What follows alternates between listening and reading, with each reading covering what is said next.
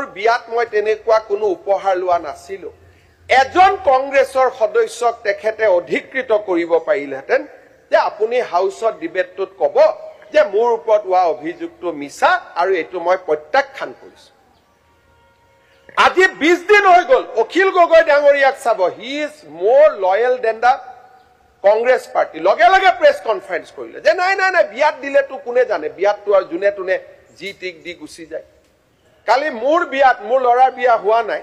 মোৰ ল'ৰাৰ বিয়াত যদি আদানী আম্বানী আহি 100 কোটি টকা দি থৈ যায় অখিল গগৈ ডাঙৰীয়াই তেনেকুৱা ষ্টেটমেণ্ট দিব নেকি যে নহয় এইটোতো নন্দিলৰ গাত দোষ নাই বেচেৰা তাকতো দি থৈ গৈছে এইটো ৰেকৰ্ড হ'ব পাৰে নেকি হিমন্ত বিশ্ব শৰ্মা আমি বিলাক সাধাৰণ মধ্যবিত্ত পৰিয়ালৰ পৰা ইয়ালৈকে অহাৰ কাৰণে আমাৰ ক্ষেত্ৰত আইন কানুন বেলেগ হয়তো অখিল গগৈ ডাঙৰীয়াৰ কাৰণে আইন কানুন বেলেগ তেখেতৰ 3 লাখ টকা লোৱাটোৰ ওপৰত আমি সবে তেখেতক টিটকাৰি মাৰি আছো কাৰণ he has risen from a small family কিন্তু ৰজাৰ ঘৰতটো ক'ব আমি কোনেও সাহস কৰা নাই আৰু অখিল গগৈ ডাঙৰীয়াই নিজক যিমান ডিফেন্ড কৰিছে তাতকৈ ৰজাক বেছি ডিফেন্ড কৰিছে মই পইচা লোৱা বুলি কতো নাই দে না না কমল মেধি আপোনাৰ বিহাফত লৈছে কমল মেধি আপোনালোকৰ পাৰ্টি মানুহ আৰু তেওঁ আছে আপুনি আমাক দিছে কেনেকে দিছে আপুনি ইমান ভাল যদি পাৰ্টিৰ পৰা খেদালো বুলি কৈ দিয়ক মই আকৌ কৈছো আপোনাকতো মই পাৰ্টিৰ পৰা খেদাই দিয়ক আপোনালোকৰ পাৰ্টিৰ পৰা খেদাই দিয়ক ভাল পাৰ্টি প্লিজ ৰিপ্লাইটো হ'ব লাগিব মাননীয় অধ্যক্ষ মহোদয় কমল মেধি ডাঙৰীয়াক আমি কেইদিনমান ৰাখিছো কিন্তু আপোনাৰ লগত আপুনি মাজে মাজে উলিয়াই দিয়া আকৌ আপুনি লৈ লয় গতিকে আপোনাৰ হিষ্ট্ৰী এবাৰো নহয় গতিকে এতিয়া আপুনি আমাৰ তাত থৈছে নে কি কৰিছে এইটো পিছতহে গম পাম গতিকে এইটো বাৰু বাদ দিয়ক এইটো কথা আমি পিছত আলোচনা মাননীয় নাই কথাটো কৈছো কমল মেধি ডাঙৰীয়া এতিয়া অখিল গগৈৰ লগত he has a very hot and cold relationship মাজে মাজে বেয়া হয় আকৌ ঘূৰি আহে কাৰণ দুইজনৰ কি আছে নাজানো কিন্তু মই কমেণ্ট দিব খোজা নাই কাৰণ সাধাৰণ ঘৰৰ মানুহৰ এনেকুৱা ধলে ধৰাটো আমাৰ প্ৰৱণতা কিন্তু অখিল গগৈ ডাঙৰীয়াই তেওঁক এপিএছচিৰ চেয়াৰমেন দিব নোৱাৰে কমল মেধিয়েও দিব নোৱাৰে এপিএছচিৰ চেয়াৰমেন কোনে দিলে ৰুলত ভাঙি কোনে দিলে আৰু তেওঁৰ ল'ৰাৰ বিষয়ে যেতিয়া এলিগেশ্যন আহে সাধাৰণ মানুহৰ মনত ডেফিনেটলি প্ৰশ্ন উঠিব যে হয় আজি অখিল গগৈ ডাঙৰীয়া মোক কোনোবাই কিবা দিব আপোনাক কোনোবাই কিবা দিব ভয়ত দিব যে ঠিক আছে আমাৰ কথা যাতে বেছিকৈ কৈ নুফুৰক কিন্তু আমিতো তেওঁক এপইণ্টমেণ্ট দিব নোৱাৰো আমিতো তেওঁক 10 বছৰৰ কাৰণে এপিএছচিত দিব নোৱাৰো কিন্তু যিজনে 10 বছৰৰ কাৰণে দিব পাৰে তেওঁৰ ঘৰৰ বিয়াত যদি সোণৰ অলংকাৰ দিয়ে it is a prima facie case of corruption unless it is denied আজিলৈকে এই মুহূৰ্তলৈকে কংগ্ৰেছ দলৰ সংসদ গৌৰৱ গগৈ ডাঙৰীয়াই আজিলৈকে ডিনাই কৰা নাই যদি ডিনাই কৰা নাই তাৰ মানে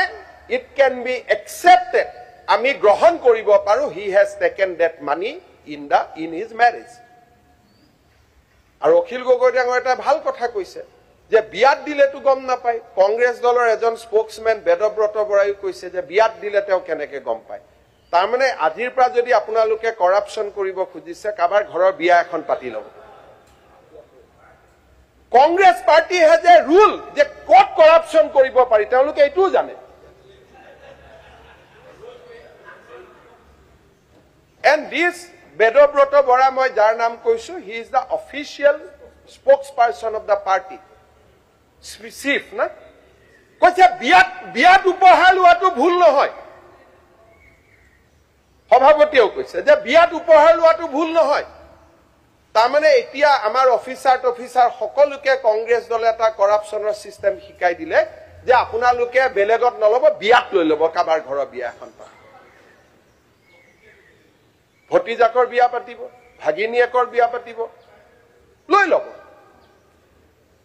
এনেকে কৰাপচন কেনেকে কৰিব পাৰি তাৰো পাব্লিক টিপস কংগ্ৰেছ পাৰ্টিয়ে দি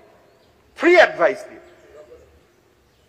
আৰু অখিল গগৈ ডাঙৰীয়া নিজে এন্টি কৰাপচন এক্টিভিষ্ট হৈ তেখেতে সেইটোক জাষ্টিফাই কৰে আৰু যদি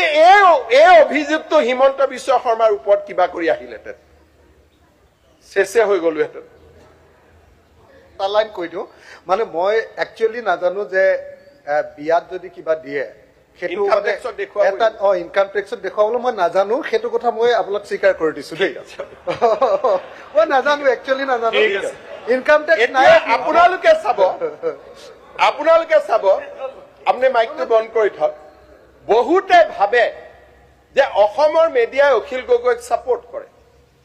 কিন্তু এই ঘটনাটোত অখিল গগৈ এপইণ্টিং অথৰিটিও নহয় অখিল গগৈয়ে ৰাকেশ পালক এপইণ্ট দিব নোৱাৰে